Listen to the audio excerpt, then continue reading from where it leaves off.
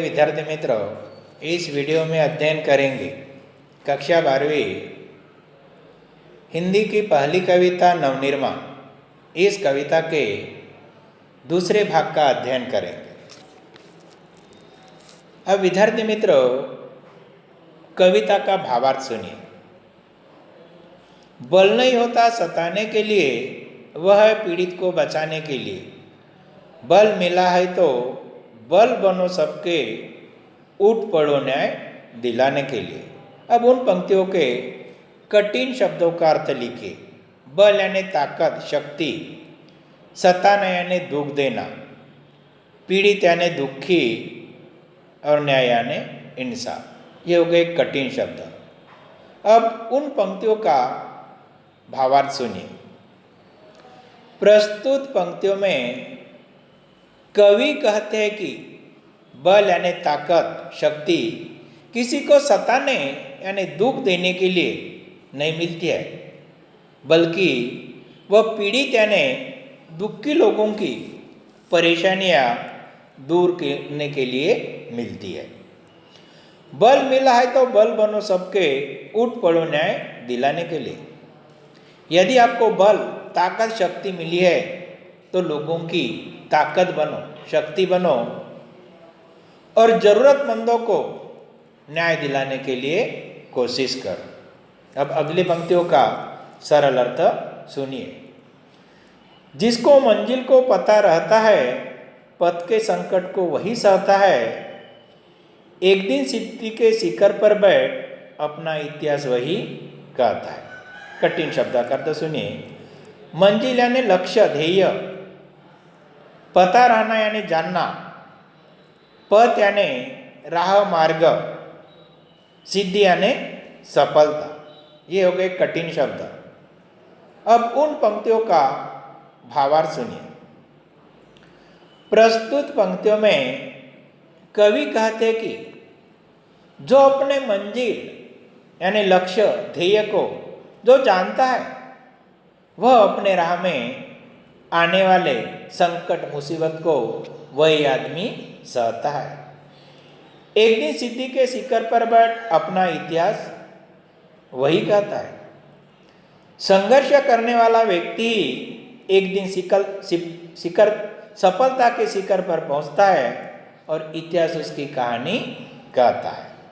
अब अगली पंक्तियों का भावार्थ सुनिए। प्रीति के राह पर चले आओ, नीति की राह पर चले आओ। वह तुम्हारी नहीं बल्कि सबकी है, गीति की राह पर चले आओ। प्रीति यानी प्रेम, मोहब्बत।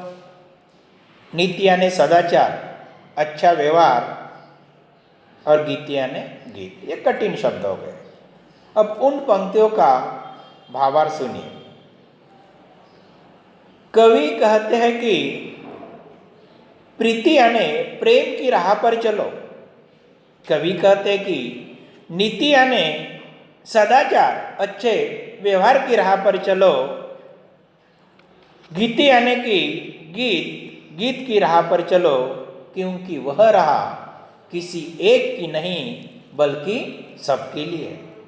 अतः कवि कहते सभी को वैश्विक एकता की राह पर चलना चाहिए। अब अगली पंक्तियों का भावार्थ सुनिए। साथ निकलेंगे आज नर नारी, लेंगे कांटों का ताज नर नारी। दोनों संगी है और सहचर है, अब रचेंगे समाज नर नारी। कठिन शब्दों का अर्थ लिखिए। साथ यानी संग, सोबत। कांटों का ताज यानी संघर्ष की राह। संगी यानी साथी। सहचर यानी साथ साथ चलने वाले। अब उन पंक्तियों का सरल अर्थ सुनिए। प्रस्तुत पंक्तियों में कवि कहते हैं कि नर और नारी यानी पुरुष और स्त्री दोनों समान हैं। वे दोनों एक साथ संघर्ष की राह पर, कांटों का ताज यानी संघर्ष की राह पर आगे बढ़ेंगे। वे दोनों साथ साथ आगे चलेंगे और जिस समाज में नर और नारी समान हो, ऐसे समाज का निर्माण करेंगे। अब अगली पंक्तियों का सरल अर्थ सुनिए। वर्तमान बोला अतीत अच्छा था, प्राण के पद का मीत अच्छा था, गीत मेरा भविष्य गाएगा, यो अतीत का भी गीत अच्छा था। इसमें कठिन शब्द नहीं है विद्यार्थी मित्रों। अतीत का अर्थ भूतकाल, मीत का अर्थ मित्र दोस्त। अब उन पंक्तियों का सरल अर्थ सुनिए। प्रस्तुत पंक्तियों में कवि कहते हैं कि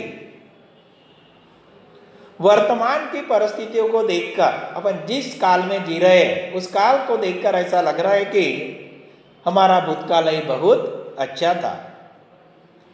प्राणों के प्यारा बचपन और बचपन के दोस्त बहुत अच्छे थे। अब मेरे गीतों में मेरा भविष्य दिखाई देगा, लेकिन मेरा अतीत का गीत भी बहुत अच्छा था। धन्यवाद विद्यार्थी मित्रों। नवनिर्माण कविता का यही समापन होता है।